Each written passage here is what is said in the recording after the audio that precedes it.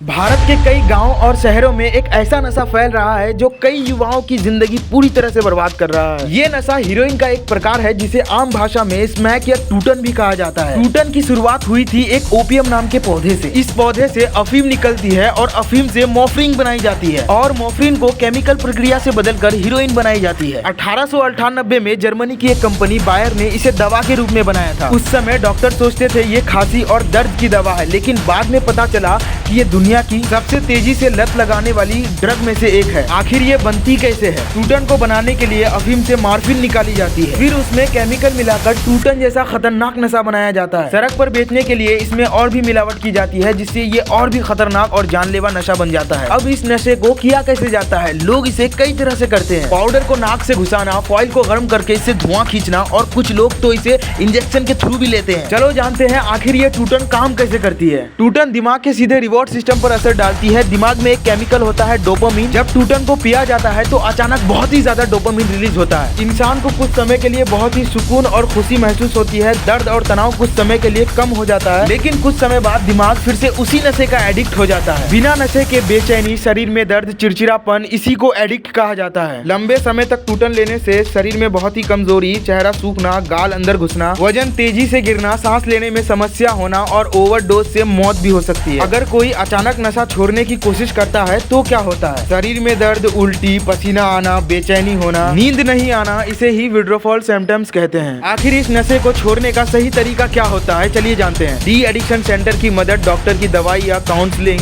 और परिवार का सपोर्ट, यही एक तरीका है जिससे ये नशा दूर हो सकता है। बाकी और कोई तरीका नहीं है। और कई लोग इलाज के बाद पूरी तरीके से ठीक भी हो चुके हैं और सामान्य जिंदगी में लौट भी गए हैं। टूटन एक ऐसा नशा है जो कुछ मिनट की खुशी देता है लेकिन पूरी जिंदगी छीन लेता है। अगर आपके आसपास कोई इस नशे में फंसा हुआ है तो उसे डांटने के बजाय इलाज में मदद दिलाएं।